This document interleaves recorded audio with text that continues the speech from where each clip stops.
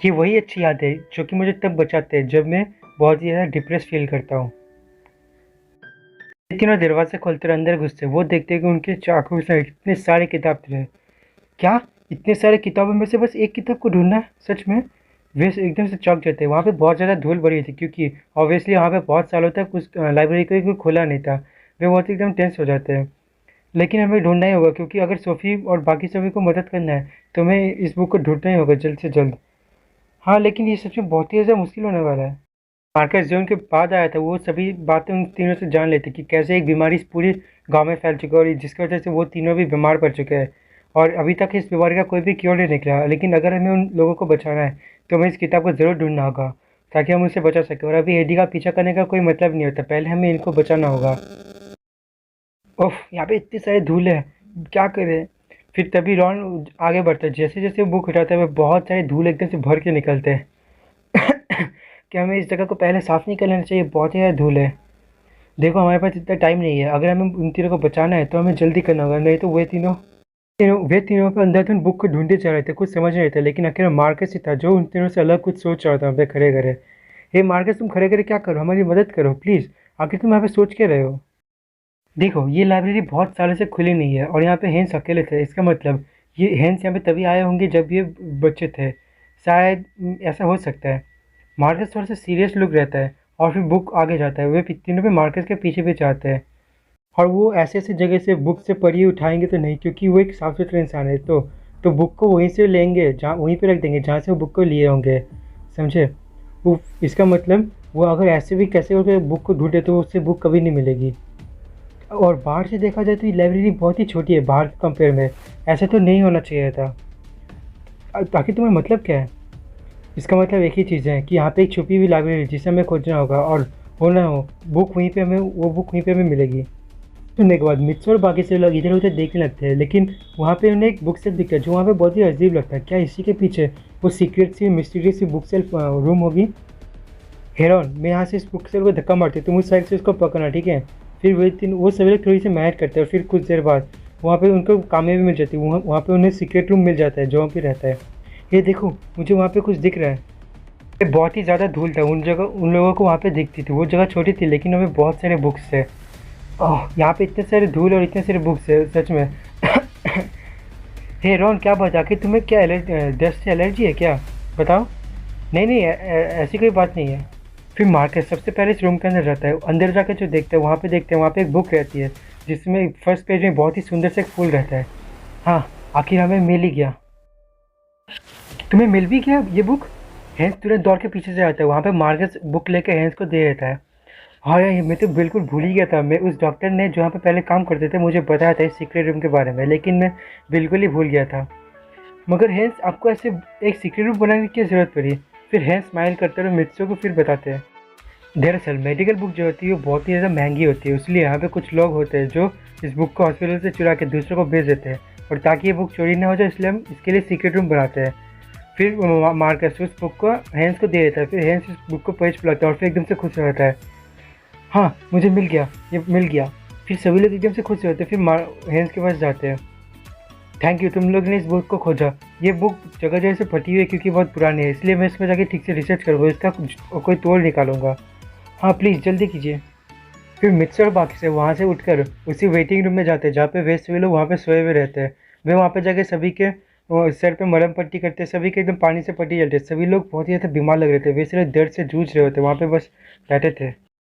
फारा, फिर भी अपने मन ही मन कुछ बोल रहा था। फिर रुचा उसका हाथ को कस के एकदम से पकड़ लेती है। फारा, तुम ठीक तो हो ना? तुम इस तार में तो नहीं आए ना फारा? और क्या तुम ठीक तो हो ना? फिर भी अपने बहन के बारे में बस सोच रहा था। हम दोनों हमेशा साथ थे, लेकिन सबसे अजीब बात ये थी कि जब भी मैं बीमार होता था तो तुम भी बीमार हो जाती थी। इसलिए मैं सोच रहा हूँ कहीं मेरी इस हालत की वजह से तुम्हारी भी तो वही हालत नहीं? क्या तुम भी तो मेरी तरह नहीं तड़प रहे हो? फेरियो, सब ठीक है, फेरियो कुछ नहीं होगा। वो बस चिंता, उसका हाथ को और कस से पकड़ लेती है। फेरियो, तुम चिंता मत करो, तुम बस ठीक समझो। तुम ऐसे करोगे तो तुम हार जाओगे। नहीं, मैं और कुछ कर भी नहीं सकती। मैं इनके लिए और कुछ नहीं कर सकती सिवाय बैठे ऐसे प्रार्थना करने के अलावा। नहीं, मुझे अच्छे से ख्याल रखना होगा, नहीं तो मैं भी इसका शिकार हो सकती हूँ बीमारी का। लेकिन मैं ऐसे करूँगा क्या? बहुत ही मुश्किल है। हे रोन, क्या तुम सच में ठीक तो हो ना? मैं रॉन वहाँ पे हॉस्पिटल के बाहर उस आंगन में बैठा होता है, लेकिन वो बहुत ही अजीब लग रहा था। वो बहुत ही कमज़ोर और बीमार टाइप का लग रहा था। वो बहुत ही अजीब था। हाँ मैं सब ठीक हूँ, लग रहा है ये सब उस डस्ट की वजह से है, उसके शायद में मुझे एलर्जी है। रॉन, लेकिन क्या वो सच में बहुत ही दर्दनाक हो सकता है, क्योंकि रॉन के पास जो दुख की वाली फीलिंग है अपने भाई के लिए, वो उससे ज़्यादा किसी के यहाँ पे नहीं हो सकती। इसलिए उस मित्सु को डर था कि कहीं उसको वो फीलिंग कभी बाहर ना आ जाए। है मित्सु, सच सच बोलो, क्या मैं तुम्हें कमज़ोर दिखता हूँ क्या? फिर मित्सु स्माइल करता है और अपने सिर हिलाता है। नहीं, मैं जानता हूँ रॉन, तुम बहुत ही स्ट्रांग हो, तुम्हारे पास एक बहुत ही स्ट्रांग हार्ट है, जिसको चाहिए तुम कुछ भी कर सकते हो, अपनी पूरी ताकत लगा सकते हो। हाँ तुमने सही कहा, और तुम बेकार की चिंता करना छोड़ दो, चलो ठीक है। फिर रॉन स्माइल करते, फिर मित्सु भी रॉन के स्माइल को देख के थोड़ा सा मतलब खुश होता है, शांत होता है। चलो फिर अभी अंदर चलते हैं, अपने दोस्तों की मदद करते हैं। ठीक है। फिर रॉन जैसे ही चलने की कोशिश करता है, अचानक से उसकी बॉडी कांपती है और फिर धड़ाम से नीचे गिर जाता है। रॉन। हाँ मैं ठीक हूँ, मैं ठीक हूँ, मैं बस थोड़ा सा थक गया हूँ। रॉन अपने हाथों के बल पे खड़े होने की बहुत कोशिश करता है, लेकिन वो बेचारा खड़ा नहीं हो पाता, बहुत ही ज़्यादा उसको मेहनत लगती है। रॉन रॉन बस करो, तुम्हें आराम की ज़रूरत है और बस तकलीफ मत दो। देखो मित्रों, ये सब छोटी छोटी बीमारी मुझे हरा नहीं सकती। ये सब क्या है, ये सब मुझे कुछ नहीं हो सकता, तुम टेंशन मत लो। रॉन तुम कमज़ोर हो। अचानक से रॉन के दिमाग में एक अलग ही बातें उसके घूमने लग जाती हैं। हाँ ये क्या था? रॉन, अब तुम्हें कैसा लग रहा है? ये मज़ा आ रहा है तुम्हें इस बीमारी से तड़पते हुए? ऐसा ही मुझे कुछ लगा था जब मैं बीमार था और तुम मेरा हमेशा पीछा करते थे। तुम बहुत ही ज़्यादा सेल्फिश थे और हमेशा मेरे फ़ायदा उठाते थे। अब तुम्हें पता चलेगा कि आखिर मुझे तब कैसा महसूस होता था। हाँ भाई तुम? ऑफ कोर्स वो रॉन के भाई लेविस, उसका असली नहीं था। दरअसल ये वही बीमारी थी जो रॉन के अंदर घुस गई थी और वो उसके अंदर की सारी नेगेटिव थॉट्स को बाहर लाने की कोशिश कर रही थी। लेकिन रॉन को ऐसा महसूस हो रहा था कि उसका भाई खुद ही उसके बोल रहा था, क्योंकि मैं तुम्हारे हर काम से नफरत करता हूँ और मैं मरा हूँ, वो भी बस तुम्हारी वजह से रॉन, बस तुम्हारी वजह से। नहीं नहीं नहीं नहीं रॉन रॉन रॉन नहीं।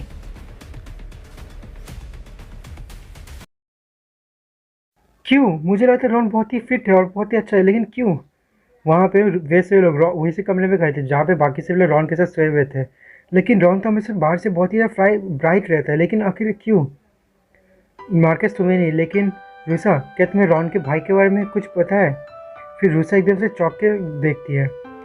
हाँ मुझे पता था कि रॉन के पास एक बड़ा भाई है, लेकिन क्यों? लगता नहीं कि बातें करने का सही टाइम है, लेकिन दरअसल रॉन के बड़ा भाई जो था वो बहुत पहले मर चुका था एक बीमारी की वजह से, जब रॉन छोटा था।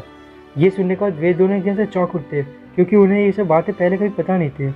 दरअसल ये मुझे ठीक से पता तो नहीं, लेकिन रॉन ने कभी मुझे ठीक से बताया नहीं था और शायद ये इसी की वजह से हुआ है। लेकिन रॉन को देख के तो ऐसे कभी पता नहीं चलता कि ऐसा भी कुछ हुआ है। हाँ तुमने सही कहा, मुझे भी ऐसे ही लगता था। रॉन कभी अपने दिल की बात नहीं बताता, भले ही इसके भाई के बारे में कुछ क्यों ना हो। वहाँ पे कुछ देर के लिए साइलेंस रहती है, लेकिन उन्हीं में तभी वहाँ पे हेंस आता है और दरवाज़ा खोलता है और सभी लोग एकदम से खड़े उठते हैं। हेंस प्लीज़ बताइए कि आपको कोई भी इलाज मिला, प्लीज़ बताइए। नहीं मुझे माफ़ कर दो, मेरे पास कोई उम्मीद नहीं है। क्या? इसका मतलब हम कुछ नहीं कर सकते हैं? और इसका मतलब ये सब चलती रहेगा और हम कुछ नहीं कर सकते हैं? हेंस कुछ देर के लिए खड़े रहता है, लेकिन फिर वो पढ़ने पलटता है। उसमें एक बहुत ही खूबसूरत फ्लावर था। वाह, बहुत ही ज़्यादा खूबसूरत फ्लावर है ये। वो उसमें एक बहुत ही बड़ी सी एक पर्पल कलर की फ्लावर का फोटो था, लेकिन इस फ्लावर से क्या कोई काम होने वाला था?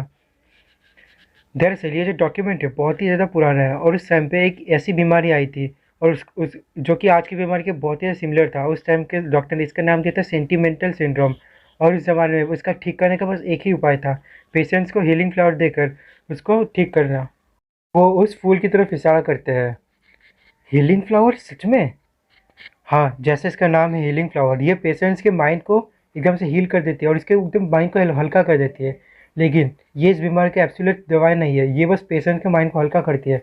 लेकिन इस बीमारी से जीतने के लिए हमें अपनी विल पावर को बहुत ही स्ट्रांग करना होगा और अपने दिल को बहुत ही मजबूत। हाँ तो प्लीज़ हमें बता दीजिए, आखिर ये फूल कहाँ पे खिलता है, प्लीज़ बताइए। हाँ, वैली ऑफ एंड। वे सभी लोग इस नाम को सुन के थोड़ी देर के लिए एकदम चौंक जाते हैं और साथ ही साथ मिस्टर हेल्स का भी एकदम मुंह एकदम से लटक जाता है। लेकिन आखिर बात क्या है, इस चीज़ की बात क्या है? Valley of and? आखिर ये क्या है? हाँ दरअसल ये एक वैली है जो यहाँ से ज़्यादा दूर तो नहीं है, लेकिन वो जगह बहुत ही ज़्यादा खतरनाक है। वहाँ पे बहुत ज़्यादा गहराई और बहुत ही ज़्यादा अंधेरा है, और कुछ लोगों के माने तो वो दूसरे दुनिया को इस दुनिया से कनेक्ट करता है। वो सच में बहुत ही ज़्यादा खतरनाक है। वाह, तभी तो इस फूल का खिलने के लिए सही जगह एकदम से है। वे लोग वहाँ पे जाने की बहुत कोशिश करते हैं, लेकिन हेंस हमें उनको जाने से एकदम से मना करता है। देखो तुम वहाँ पे नहीं जा सकते। वो सच में बहुत ही खतरनाक जगह है। आज तक वहाँ पे जो भी गए वहाँ पे कभी वापस नहीं आ पाया है। ये भले हीलिंग फ्लावर के लिए जगह हो लेकिन वो सच में बहुत ही खतरनाक हो सकता है। मेरी बात मानो। मिस्टर एन सच में हमारी बहुत ज़्यादा फिक्र करते हैं और साथ ही साथ उनके पास एक बहुत मजबूत दिल है जिससे वो बीमारी से अच्छे से लड़ सकते हैं। वो मिस्टर एन की तरह स्माइल करती है। मिस्टर एन आपको चिंता करने की कोई ज़रूरत नहीं। हम कोई आम आदमी नहीं है। हम उस फ्लावर को आसानी से बहुत ही आराम से ले आएंगे। हाँ, आपको चिंता करने की ज़रूरत नहीं क्योंकि हम हीरो है जो यूनिवर्स को प्रोटेक्ट करते हैं। एक फूल जो ऐसे किसी वैली में ग्रो करता है, ये तो सच में बहुत ही बड़ी न्यूज़ होने वाली मेरे लिए। हेन सचमुच बच्चों के एकदम से हिम्मत और जोश को देख एकदम से चौंक जाते। दूसरे डॉक्टर बहुत ही जल्दी हार मान चुके थे और यहाँ से भाग चुके थे लेकिन ये नहीं मानते थे। ये बहुत ही स्ट्रांग थे। हेन आपको हम पे भरोसा करना होगा। हमें आपके जैसे लोगों को बहुत पसंद है। हम आप पे भरोसा कीजिए प्लीज़, हम ज़रूर करेंगे। रूसा। हेंस थोड़ी चिंता करते लेकिन स्माइल करते वो रूसा की तरफ देख कर सभी की। हाँ ठीक है, तुम अपने दोस्तों को मुझ पे छोड़ सकते हो। जब तक तुम वापस नहीं आते मैं इनके पूरी तरह से अच्छे से ख्याल रखूँगा। हाँ ठीक है। क्या सच में? फिर वे सभी एकदम से स्माइल करते हैं। फिर उस फूल की एक पिक्चर लेते हैं और फिर वहाँ से खुशी से चले जाते हैं। हेंस उसे तब तक जाते हुए देखते हैं जब तक वैसे लोग वहाँ से चले ही नहीं जाते। रूसा सच में बहुत ही ज़्यादा हिम्मत है। मैं सोचता हूँ अगर वो यहाँ पे होगी तो मैं भी बहुत ही अच्छा मैसेज करूँगा। आसमान एकदम से नीला था। वहाँ पे आसमान और सब कुछ एकदम से साफ था लेकिन उनके सामने जो अंधेरा था, मिक्सर एकदम उनके दोस्त देख कर एकदम डर जाते हैं। वो एक जगह बहुत ही ज़्यादा गहरी थी। उनके सामने बहुत ही अंधेरा था। वो इतनी सारी गहराई को देख कर उनसे डर जाते थे। क्या ऐसी किसी जगह में कोई फूल भी खिल सकती है क्या? ये तो इम्पॉसिबल है क्योंकि बिना लाइट एनर्जी के वहाँ पे कोई फूल खिल ही नहीं सकते क्योंकि उन्हें ऑक्सीजन न्यूट्रिएंट्स भी चाहिए होते हैं। अब देखो देखो, ज़्यादा बकवास मत करो, जल्दी से अंदर चलो। फिर रूसा अपने पास से परमानेंट सेट निकालते हैं, उसे पहन लेती है और बाकियों के पास भी कोई चारा नहीं रहता, वो भी पहन लेते हैं और फिर एक तीन लोग एक दूसरे का हाथ पकड़ लेते हैं। फिर वैसे लोग वहाँ पे कूद जाते हैं। देखते ही देखते वहाँ पे चारों तरफ बस अंधेरा ही अंधेरा होता है। वैसे लोग तब तक नीचे जा रहे थे जब तक हमें पहुँच न जाए। फिर तभी वो लोग नीचे पहुँच जाते हैं और चारों तरफ देखते हैं, वहाँ पे बस अंधेरा ही अंधेरा और कुछ नहीं दिखता उन्हें, बस अंधेरा। हे मित्सो मार्कस, क्या तुम दोनों यहीं पे हो ना? हाँ तुम कह सकती हो। यहाँ पे इतना सा अंधेरा, अगर मैं इस कैमरे से फ़ोटो भी खींचूँ तब भी मुझे यहाँ पे आसपास कुछ भी नहीं दिखने वाला। फिर मित्सो अपने पास एक टॉर्च ऑन करता है जो कि वो अपने पास लाया था। उस टॉर्च से आसपास की चीज़ें कम से कम एक दूसरे को देख ही सकते थे वो लोग। फिर सुकून होता है। ओह कम से कम अब चलो हम लोग फूल को ढूंढते हैं। अब आगे बढ़ो। वैसे वो लोग आगे बढ़ते रहते हैं। वहाँ पे उनकी दिल की धड़कन बहुत ही तेज़ होती है क्योंकि ऐसी जगह में कोई फ्लावर भी मिल सकती है। उनके दिल से बहुत सारे क्वेश्चन पास होते हैं। फिर लेकिन उनके दिल डर भी बहुत ज़्यादा लगता है। हे मित्सु, याद है मिस्टर एंस ने क्या कहा था? यहाँ पे कोई मॉन्स्टर भी हो सकता है। फिर तुरंत वहाँ वो दोनों वहाँ पे उसी जगह में रुक जाते हैं। और फिर सोच के देखो क्या होगा अगर वो हमारे पास ही एकदम से हुआ तो। हे मार्कस, अगर क्या होगा वो तुम्हारे एकदम से पीछे ही हुआ तो?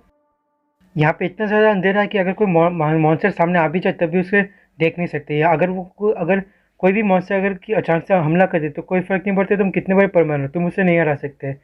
ये तुम लोग को ये सब बातें करने की ज़रूरत क्या है? तुम लोग एक मर्द हो, तुम्हें ये सब बातें सुबह नहीं थी। अब जल्दी से उस फूल को ढूंढो, समझे? हे मिस्टर, ज़रा देखो तुम्हारे पीछे 3 सर वाला मॉन्स्टर। हाँ हाँ हाँ, कहाँ पे कहाँ पे कहाँ है?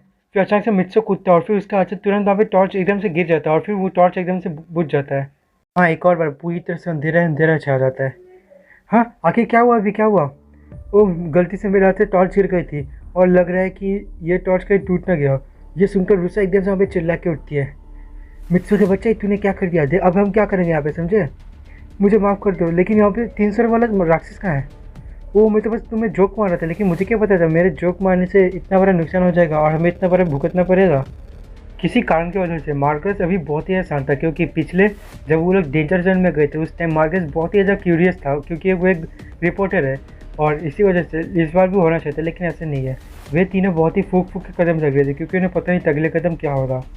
ऐसा नहीं हो सकता, इस तरह से हम कोई भी फूल नहीं ढूंढ सकते।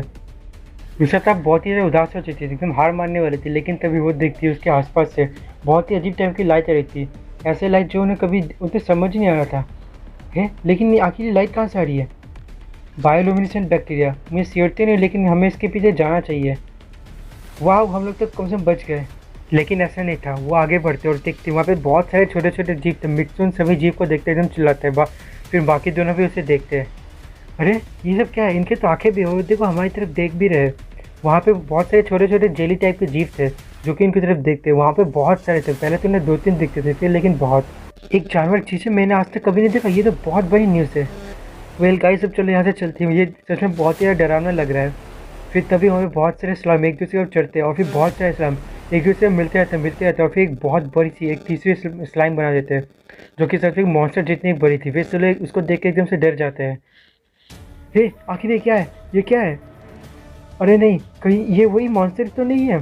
फिर तभी वो मॉन्स्टर अपने उठता है और फिर अपने एक पंजे से उन पर अटैक करता है, लेकिन तभी वो लोग परमानेंट सेट पहन के वहाँ से उड़ जाते हैं और वो उस अटैक से बच जाते हैं।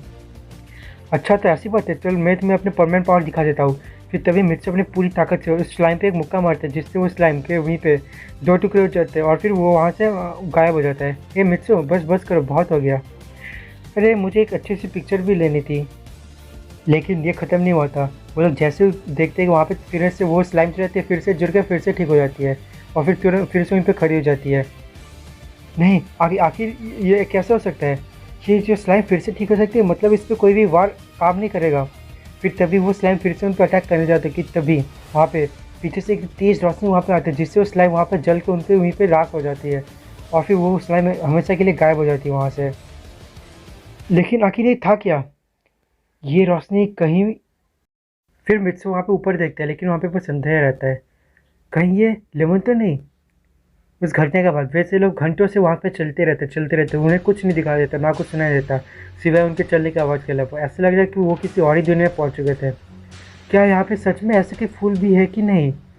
ये सुनते ही वे दोनों भी अपने खुद को रोक नहीं सकते। अगर ऐसी फूल कुछ हुई भी तब भी हम इसे इतने अंधेरे में कभी नहीं ढूंढ सकते हैं। प्लीज़ दोस्तों हार मत मानो, प्लीज़ अब अपनी पूरी कोशिश करनी होगी। लेकिन वे तो वहीं पे चुप से बैठ जाते, उनके वहाँ पे करने का कोई चारा नहीं था, वे दोनों एकदम से हार मान चुके थे। बस मुझसे नहीं होगा, आफ्टर ऐसे कोई फूल जैसे कोई चीज़ है भी नहीं। हाँ बड़ी खोज बहुत ही एकदम मुश्किल से होती है, आफ्टर ये एक अफवाह है। क्या तुम दोनों ही हार मान सकते? ऐसा नहीं हो सकता। रूसा वहाँ पे एकदम से खड़ी होती है और एकदम से चिल्ला के उन दोनों से कहने लगती है, देखो हम हार नहीं मान सकते, क्योंकि अगर हम हार मान के तो हमारे दोस्त रूसा और बाकी सबको कौन बचाएगा? और साथ ही साथ यहाँ पे बहुत सारे लोग हैं जो ऐसे इस बीमारी से जूझ रहे हैं, उन्हें कौन बचाएगा? रूसा बिना कुछ सोचे हमसे वहाँ बैठ जाती है। जिस रूसा को अपने ताकत पे पूरा भरोसा था, उसकी हिम्मत जवाब देने लग गई थी, उसकी आंखों से आंसू आने लग गए थे। अगर ऐसे ही चलते रहा तो हेंस को और बाकी सबको खतरे में पड़ जाएंगे। उन सब की हिम्मत जवाब देने लग गई थी, उनके पास और कोई चारा नहीं था, वो बहुत ही ज़्यादा थक चुके थे। क्या आखिर इस घरे अंधेरे में वो लोग हार जाएंगे? क्या आखिर इसका परिणाम ये होगा? नहीं, ऐसा कुछ नहीं होगा, हम हारेंगे नहीं, हम जरूर जीतेंगे। तभी रूसा उठती है, वो अपने आंसू को पोंछती है, उसके दिल में एक अलग ही टाइप की एकदम उम्मीद जग गई थी, वो कुछ नहीं सोचती। तभी वो पीछे घूरती है, उसके पीछे से एक अजीब टाइप की रोशनी आ रही थी, वो रोशनी बहुत ही अच्छी लग रही थी, बहुत ही अच्छी लगती, वो रूसा की तरफ दौड़ के जाती है। क्या ये तो यूसुफ वहाँ पे देखते हैं, किसी कारणवश वहाँ पे सूरज की रोशनी में पड़ रही थी, जिसकी वजह से वहाँ पे ये मिस्ट्री सी फ्लावर गार्डन हो गई थी। रूसा वहाँ पे धीरे धीरे वहाँ पे मिक्सर मार्केट पे आते हैं, वो दोनों इस जगह को देख के एकदम से चौंक जाते हैं। अरे नहीं, ये तो एकदम परियों की कहानी जैसी है एकदम से। फिर रूसा वहाँ पे एक फूल उठाती है, उसे सूंघती है। वाह, ये फूल तो बहुत ही ज़्यादा खूबसूरत है और कितनी खुशबूदार है, इसकी खुशबू से तो मेरा दिल एकदम साफ हो गया। वाह, ये हीलिंग फ्लावर्स है। फिर मार्केट अपने उस फोटो से इस फ्लावर को मैच करते, बिल्कुल सेम टू सेम फ्लावर था वो एकदम। चलो कुछ फ्लावर्स अपने दोस्तों के लिए भी ले चलते, ताकि वैसे भी लोग ठीक हो जाए। फिर वो चलो परमानेंट पावर की मदद से बहुत सारे फ्लावर अपने दोस्तों के लिए वहाँ से उड़कर ले चलते हैं। वो लोग बहुत सारे फ्लावर इकट्ठे करते हैं, लेकिन फिर उनके जाने के बाद वहाँ पे एक और बंदा खड़ा होता है, वो धीरे से जाके वहाँ पे एक एक करके फूल प्यार से तोड़ता है। ये फाड़ा को ठीक कर देगी। लेकिन ये बहुत ही अजीब है कि मैंने उन जोकर्स की मदद ली, लेकिन मेरे पास और कोई चारा भी नहीं था। लेकिन आखिर क्यों, आखिर मैं दूसरे के लिए इतनी फीलिंग क्यों जग रही है? और इस फ्लावर गार्डन में आने के बाद मेरा दिल अचानक से इतना शांत कैसे हो गया? ये सच में बहुत ही अजीब है। तो लोग जल्द से जल्द हॉस्पिटल पहुँचते हैं और फिर सारे पेशेंट्स को वो हीलिंग फ्लावर देती है। उस हीलिंग फ्लावर की खुशबू से वैसे वो लोग के एकदम धीरे धीरे ठीक होने लगते हैं। उन सभी में उम्मीद जगती है, वैसे वो लोग जल्दी से ठीक होने लगते हैं तुरंत। फिर रूसा भी अपने दोस्तों के पास जो फूल ले जाते हैं, सभी को वो फूल दे देती है। प्लीज़ सभी लोग अपनी पूरी ताकत लगाना, तुम लोग कर सकते हो, तुम सभी लोग ये कर सकते हो। रूसा, तभी बगल से हेंस उसे कॉर्नर से बुलाते हैं। रूसा उसके पास आती है। रूसा, तुम लोग और तुम मेरे दोस्त हैं, तो मेरे लिए सच में बहुत ही बड़ी मदद की, सच में थैंक यू। नहीं ऐसी बात नहीं है, दरअसल हम भी दूसरों की मदद करना चाहते हैं, हम सच में खुश हैं। फिर रूसा उसकी तरफ देख के स्माइल करती है। ये सब हमारी और आपकी वजह से नहीं हुआ, दरअसल इन गाँव वालों ने अपनी ताकत नहीं हारी, अपनी आखिरी सांस तक, अपनी आखिरी ताकत तक लड़े, इसी वजह से वो इस बीमारी से ठीक हो पाए हैं। लेकिन मेरा एक सवाल है, आप इस विलेज को छोड़ के क्यों नहीं भागे जबकि सब भाग गए? फिर उस सूरज की रोशनी के बीच हेंस आते हैं और उसके पीछे से लाइट रिफ्लेक्ट होती है। दरअसल ये गांव सच में बहुत ही ऐसा गरीब और छोटा है, और यहाँ के लोग ज़्यादा देर बीमार रहते हैं। और इस पैंडेमिक के टाइम में मैं इन गाँव वालों को अकेले छोड़ के नहीं जा सकता था, क्योंकि मुझे इन लोगों की मदद करनी है। मैं इन लोगों को अकेले जाकर छोड़कर कभी खुश नहीं रह पाता, इसलिए मैं इस गाँव में अकेले रुका हुआ था। उनका सपना भी बिल्कुल उन पीबीस के सपने जैसे ही है, वो भी दूसरों की मदद करना चाहते हैं। रूसा एकदम से शॉक हो जाती है। मेरे दोस्त सच में बहुत ही ज़्यादा स्ट्रांग है, वो इस बीमारी से आसानी से लड़ सकते हैं। प्लीज़ आप मुझे बता दीजिए, अगर कि आपको और काम है तो। काफ़ी है, तुम लोगों ने सच में मेरी बहुत ही ज़्यादा मदद की, इतना मेरे लिए बहुत है, थैंक यू। भाई मुझे माफ़ कर दो भाई, मैं सच में बहुत ही सेल्फिश हूँ, आपके बारे में कभी नहीं सोचता, हमेशा अपने बारे में सोचता हूँ, इसी वजह से मुझे माफ़ कर दो। हाँ, ये बात तो सही है कि तुम हमेशा अपने बारे में सोचते थे, मेरे पीछे पड़े रहते थे, लेकिन वो जो पल है ना मेरे लिए बहुत ही ज़्यादा खूबसूरत है। जब भी मैं तुम्हारे साथ होता था, तुम्हारे साथ पार्क में खेलता था, हमेशा मुझे बहुत ही ज़्यादा खुशी होती थी, मुझे सुकून होता था और मैं लगता था कि मैं तब सच में ज़िंदा हूँ। हाँ भाई, हाँ, जब भी मैं हॉस्पिटल में भर्ती हुआ, जब मैं अकेला था, तब भी मैं हमेशा तुम्हारे बारे में सोचता था और हमेशा तुम्हारी खुशी चाहता था। मैं तुमसे सच में बहुत प्यार करता हूँ। वो आवाज़ जो रॉन सुन रहा था वो सच में बहुत ही प्यारा था। उसे पता था कि उसके भाई की आवाज़ है। ये आवाज़ सुनकर उसका दिल की सारी टेंशन एकदम से निकल जाती है। रॉन, मैं हमेशा तुम्हारे साथ हूँ, हमेशा ऊपर से तुम्हें देखते रहूँगा और I love you Ron, for ever for ever. हाँ भाई, थैंक यू भाई, मैं तुम्हारे से आफ्टर ऑल तुम मेरे सबसे अच्छे भाई हो। I love you for ever for ever. ये बात सुनते ही उसके चारों तरफ ही अलग अलग सी टाइप की लाइट और ऑरा चमक के उठी थी। Ron, Ron. फिर रॉन धीरे धीरे उठता है, आसपास अपने रूम को देख के थोड़ी देर के लिए चौंक जाता है, लेकिन फिर जैसे मित्सो देखते वो शांत होता है। रॉन, रॉन तुम ठीक तो हो ना? मुझे तुम्हारी बहुत चिंता हो रही थी। मित्सो। फिर वो आसपास देखता है कि फेरी और लाना और सोफी भी उठ चुके थे, वे तीनों अच्छे लग रहे थे। सब ठीक है ना? देखो, अब से तुम लोग हमारी मदद करोगे, सेवा करोगे, क्योंकि अभी तक हम तुम्हारी देखभाल कर रहे थे। रूसा थोड़ी सी मजाक से कहती है। वहाँ पे लाना उठ के कहती है, मार्कस तुम कब यहाँ पे आ गए? दरअसल पता है, मार्कस सच में बहुत ही कमाल के, उसने हमारी बहुत मदद की। अच्छा वो कि यहाँ पे आ गए, वो बहुत ही स्मार्ट है। उस दरअसल मार्कस ने उन सभी को वहाँ पे बहुत सारी मदद से बचाया, जैसे लाइब्रेरी के मैकेनिज्म, फिर वैली के अंदर जगह क्रीचर से बचने का रास्ता, फिर वैसे वैली के अंदर बहुत सारे गाइडेंस भी किए। भले ही वो थोड़ी देर के लिए बहुत ज़्यादा टेंशन क्रिएट कर देता है, लेकिन तब भी वो अच्छा मदद करता है। तुम तीनों का बहुत बहुत शुक्रिया। हाँ, कम से कम मदद तो हो ही गई। और पता है, मैंने एक सपना देखा था कि जिसमें फारम कहती है वो मुझसे बहुत ज़्यादा प्यार करती है, और मैं सच में बहुत ही ज़्यादा खुश हूँ। एडी, देखना मैं तुम्हें ज़रूर बचाऊंगी। उन चारों के चेहरे पे बहुत ही अच्छी सी खुशी थी, सभी लोग एकदम से खुश थे। हाँ, सब कुछ तैयार है। एडी वहाँ पे फारो के चारों तरफ बहुत सारे फूल वहाँ पे रख देते जो उसने कलेक्ट किया था। फारो वहाँ पे लेटी हुई थी, उसके एक्सप्रेशन धीरे धीरे अच्छे हो रहे थे। अगर मित्सु और बाकी सब लोग जो कह रहे थे वो सच है, तो इससे फारा ठीक हो जानी चाहिए। फारा बस मेरी फूड क्लर्क है, इसके अलावा वो कुछ नहीं, ना कुछ ज़्यादा ना कुछ कम। फूल के पास ही बैठा था। किसी कारण की वजह से उसके दिमाग, दिल के सारे दुख, सारे दर्द कम हो रहे थे। उसके दिमाग में पुरानी यादें वापस आ रही थी, उसके पुरानी वो यादें सब वापस आ रही थी। हाँ, मुझे याद है, मैं बहुत पहले पैदा हुआ था। ये तो नहीं पता कि कब पैदा हुआ था और कैसे पैदा हुआ था, लेकिन मुझे याद है। हाँ, क्यों मैं था, जब मैंने अपनी आंखें खोली तब मैं वहाँ पे था। मैं बहुत सारे यूनिवर्स या स्टार्स के बीचों बीच था। पता नहीं क्यों जब भी मैं लोगों की मदद करता था मुझे एक बहुत ही मिस्टीरियस सी पावर फील होती थी। जब भी लोग मुझे थैंक यू कहते थे मुझे बहुत ही ज़्यादा खुशी होती थी। मैं हमेशा बहुत ही ज़्यादा खुश था, लेकिन जब मैंने उस प्लांट में, पिछले वाले प्लांट में इतने ज़्यादा दर्द को सहा, इतने ज़्यादा दर्द को एक्सपीरियंस किया, मैं सब कुछ भूल गया, सब के सब। एडी की आंखों से आंसू बहने लग जाते हैं।